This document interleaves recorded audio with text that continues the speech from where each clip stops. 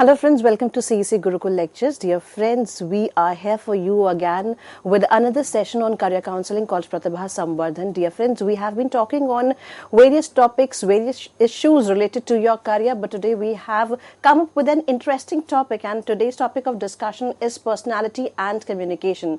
We are going to understand why your personality and your communication skills plays an important part in your lives. Throughout your life, you get deep from your personality and your communication skills. And friends, for this discussion, we have with us in our studios Mr. Saeed Tahir Rufai. Mr. Saeed Tahir Rufai, I would say, is an eminent career counselor. He is a psychologist as well as a motivational speaker, workshop facilitator, as well as he keeps on motivating the young youth, the youth of the nation, through visiting various colleges as well as schools and universities, and he keeps on giving his best to you all. So let's welcome our guest, Mr. Tahir, once again. Hello, Mr. Tahir. Welcome to the session. How are you? Absolutely fine.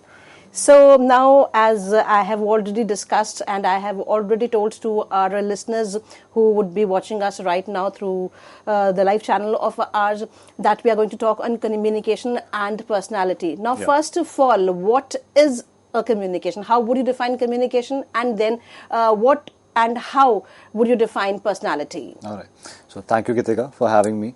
And as you said, my name is Tahir, and I've been an industrial psychologist for over 4 years now, and in the field of psychology for 6 years. And for answering the question that what is communication, so there are different meanings, different definitions to communication. And in the current world, where you have endless forms of communication, you have verbal, you have non-verbal, your call, your audio, your social media, and then it branches out to so many things. It can't be limited to one thing. But I go with much more traditional communication, where only two forms of communication which I include in my teaching practices. One verbal and one non-verbal communication. And verbal basically includes whatever comes out of your mouth, your voice, and what is the melody, what is the pitch, what is the tone, everything that can be covered in that. And in your non-verbal, we basically teach your body language, hand movements, eye contact, shoulder movements, your head movements, how much can you walk on stage if you're going into public speaking, how much should you be comfortable with the space around you, how much you should move your hands, not too much sometimes. So that includes your communication with me. That has been about communication. And with personality, that I figured out that people usually have a wide and sometimes a diverse definition for personality as well. And children these days, youth these days have, I think, misconstrued the meaning of personality, where only one form of personality has been known as personality. It's just gone into the masses, where personality means that you keep your shirt buttons open and you walk in a macho way, which is a personality, which is of course a personality, but that is not as such as personality that we define in psychology. And personality has been given a lot of definitions by a lot of eminent psychologists, and especially evolutionary psychologists. It's very prominent in that area. And personality what I believe and what I teach to students, what I teach is based on the Big Five model, or the personality or the ocean model, what we call, and it's usually taught in first semester of bachelor's, but only on a very surface level, on a very highlighted level, not on in depth.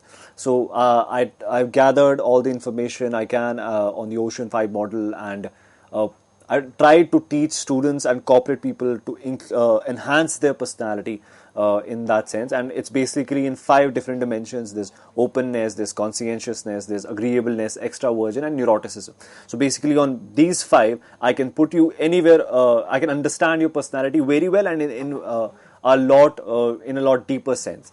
So that is personality. And what I believe, that communication and personality are very much connected to each other, because let's say that you have one kind of personality. Let's say that you have a very dominant kind of personality, and your voice does not match that dominant personality. Let's say you say a lot. So that controls or that opposes your dominant personality, and it's a contrast there. So you can't make out what this person is trying to say or trying to be. So people usually get confused with those kind of personalities where communication does not match their personality. So that's how we are trying to integrate all of this into one, and trying to teach students how to be better in their personality and communication. Definitely, you have given a very beautiful insight how personality and communication are interrelated. What is the connection between them? Thank you. Now, the question arises: what environment plays? Does environment plays an important role in carving your personality and your communication skills? Right. So there's this not a theory, but I say it's very much true that nature and nurture both play very vital roles in shaping your behavior over time.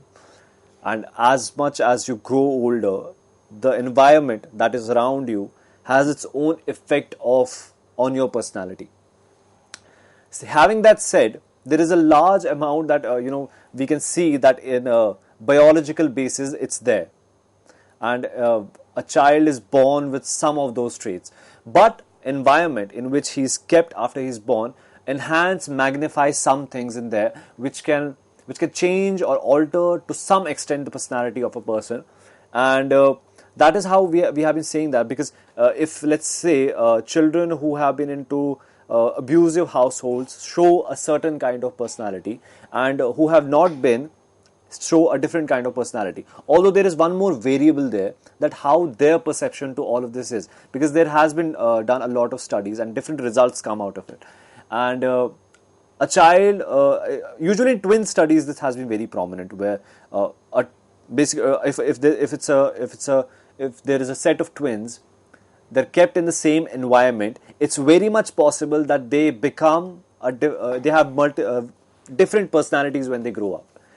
So that again says that it's also about the perception that you have about a particular situation in your household or in your environment to say that. So that alters your personality to some extent, but it should match with your perception also. A same thing can be traumatic to a person, and for the other person it can be a learning experience. So that branches out, or that is where you diverge in your personality somewhere, and then you have different perceptions of different events happening in your life. So that is how environment plays a role. Now, after the environment, it is a little away from the topic, Sure. but we are trying to understand how the communication, how your personality helps you out in future. But if we are a beginner, a kid in the house, Right. And there we talked about how environment plays an important role. Right. Does genetics also have the reason? Yes. Plays an important role? Yes, I feel that genetics does play an important role in how and what personality you develop, because there are archetypes in personality, and you adopt certain archetypes in your personality when you grow up, and it also depends on what kind of situation you are put in, and you change your archetype to some extent.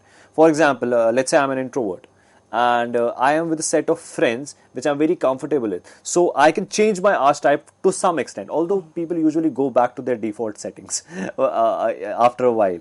But there comes a difference. And in regards to communication, that how environment and genetics, although I don't think there's much on genetics there, but environment, I've seen in young boys, that their communication, verbal and non-verbal, it highly depends on their father.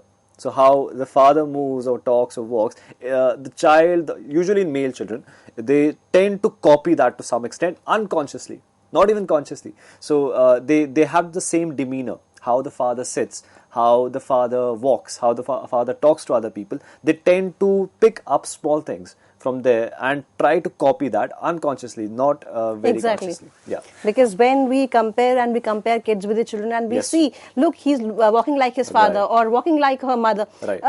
Somehow, it is, as I said, it is genetical and it is hereditary. We Yes. have adopted that by birth, Yeah. and it comes into our nature. Now, we have also heard people often saying that your basic nature doesn't change. Yeah. You can change yourself to an extent. You can carve your personality. You can be an extrovert if you are an introvert, Right. but still your basic nature will be the same. Right. So now another question arises, as we have talked about the environment. But and that's how just a saying, though. Exactly, Yeah. exactly. It's a Yeah. saying though. Yeah. Many people have turned out to be different personalities in the Yes. future. Yes. Now, my question is pertaining to that only thing that we have seen the kids who are, for example, introvert during their school days, but a drastic change we have Comes into seen. this. It comes into their lives Yeah. when they enter into the outer world. Right. So, again, I would ask you here again, environment is the important thing. So there is some variability to there, because let's say if you measure personality in a wide sample, a big sample, or even if a small sample, a graph comes out for every personality trait, and it's a bell graph. So if you check out bell graph, it's like a bell, and basically in the middle there are most people, and then as much as you go to left, you're in a certain personality, let's say agreeableness, you go low on agreeableness, and then you tend to go high on agreeableness on this side, and you are born on a certain point on that graph. So that's basically that life has dealt you some cards and you got to play with them.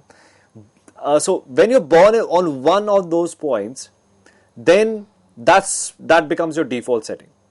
But it doesn't mean that you can't change. It's not that. So what you can do is that you can create a horizon on your personality graph, in your own personality graph. You can create like a horizon in which you can move. So let's say you are on an introverted side, but you can move to an extroverted side in certain situations. I can give my personal example on this. I through my tests on the Ocean 5 model, come out to be an introvert. So I'm introverted in nature. But in certain situations, such as in workshops, such as in shows like this, I tend to show extrovert traits in some sense. But usually I go back to my default. So based on that, I say that usually people go back to default. But there can be, of course, a change. In school things where you say that child in school will be of one personality, and then when he goes to college, then he's of different personality. It can be environmental factors, because school is one thing and college is a different thing. Exactly, and this is how decision making also plays an Yes. important part, because when you're a kid, your parents are there to take decisions for you, your school is there to take decisions for you, but when you are thrown out into the world, the Right. outer world, Right. there you have to take the decision. That is what you Exactly. have yourself explained, that how Exactly. responsibilities, when you take the hold of the responsibilities and take decisions, then your personality, ultimately, it turns into 30, Yeah. 360 You adapt. degrees. You adapt to everything happening. Yeah. So that's how environment. Now, another question pertaining to this only: what parents should do at the school level, or the teacher should do at the school level, so that the children should grow as a change maker in him or himself or herself. Right. What should everyone do? So as we just said, that parents have a very huge effect on a child's communication, and that is how, when the child goes out to school and then to college and then he goes out to work, those things tend to magnify over time. And it's very crucial for a parent to understand that their children need to be taught communication, at least, because people with communication skills generally perform better if they are given the right knowledge as well. In corporate settings, this happens a lot. If you see that people who communicate better and are way better at, let's say, putting out boundaries, which happens through communication, or expressing their thoughts to their leaders, they perform better. Let's say they have a presentation to do, they perform better. So all of this, it's a parent's responsibility for the child to understand all of this and teach their children all of this, because it's a crucial life skill. It's not something that you will never use. It's a day-to-day life skill. You have to use it every day.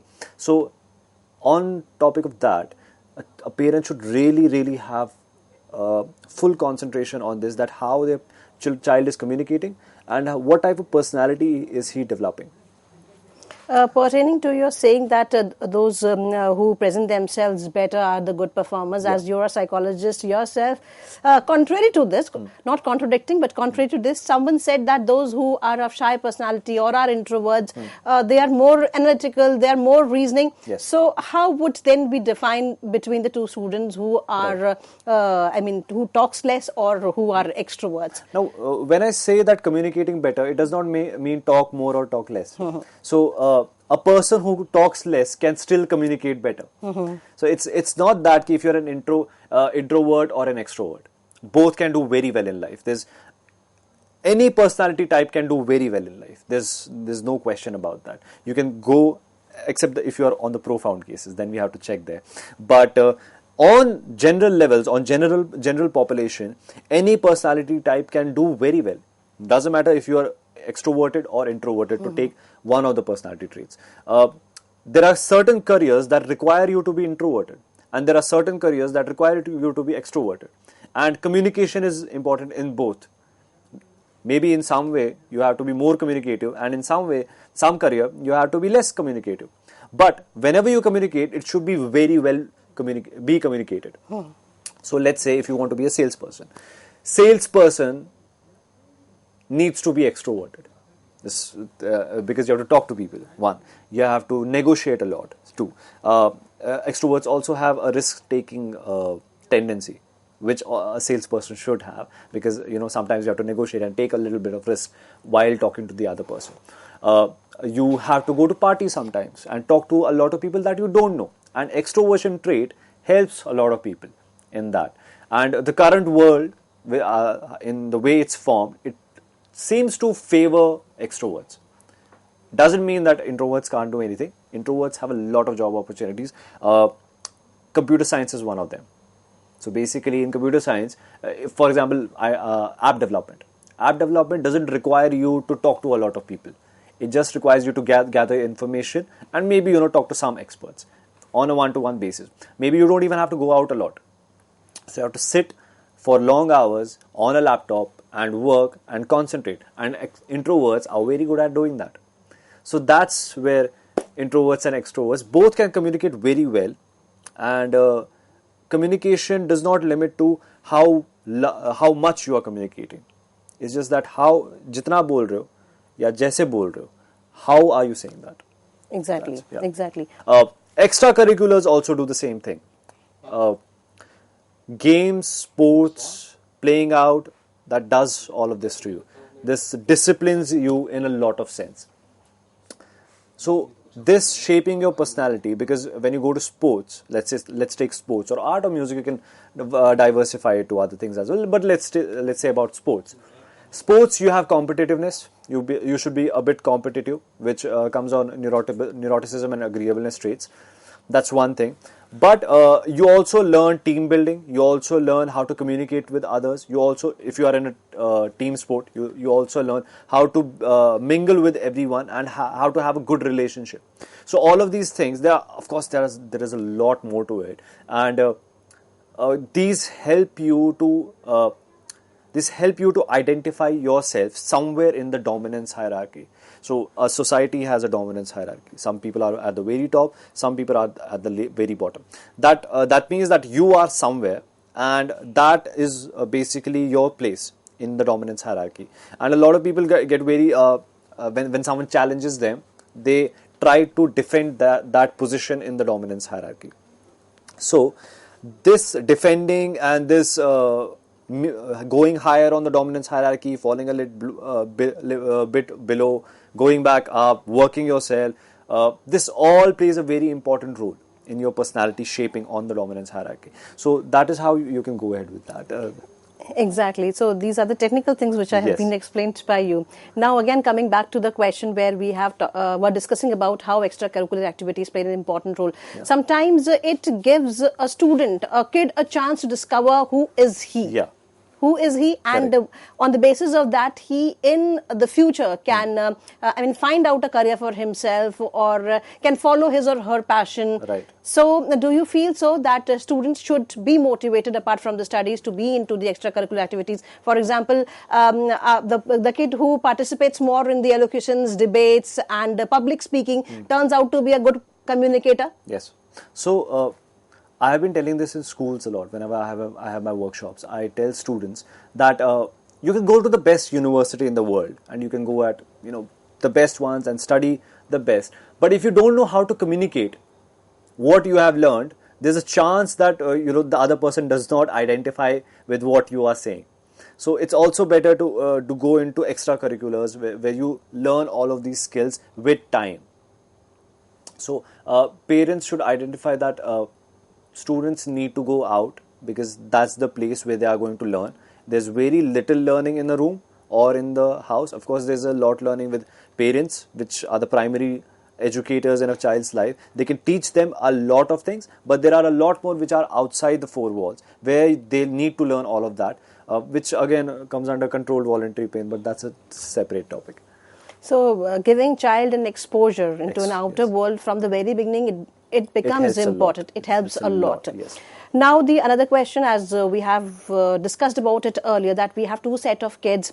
One who is a good performer but is not able to speak more, and another he is not a good performer. He is not good at studies, but he speaks very well. Now, what these two individuals, these two kids need to do?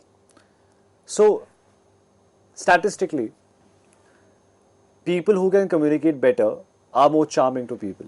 Exactly. And on field, when you go to, let's say, an interview, and you can speak very well, because communication, I think it comes on the second or third most desirable skill that interviewers look for, because you have to communicate. There's no, and the hard skills come. It's very interesting that the most desirable skills that employers want are not hard skills. They're soft skills, where communication comes in, personality comes in, problem solving comes in, which comes with personality, by the way. Communication, problem solving, personality, and all of these things are very desirable by all the employers. So students who are high on communication skills, let's say, and they don't know much, they need to work on their base levels, because your base is formed by the knowledge you have. You can charm people all you want with your knowledge, but and that's very good. But you need to have a strong base where you can fix that charm on. And with people who have only the base knowledge, need to know how to communicate. So they need to put that cap on that, on their knowledge, which makes it presentable.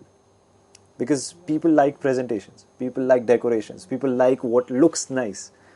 You can know a lot of things which are nice, but you need to know how to communicate it. A lot of people, what they do is, when they know a lot of things, they say it in a way which might offend the other person, and then the knowledge that you have doesn't imply in the real world. But with people who can communicate, they might not have the knowledge, but they say things which makes the other person happy. It's decorative, but base knowledge is very important. So you need both of them. There's no chance to that you leave one out. It's eventually going to go down.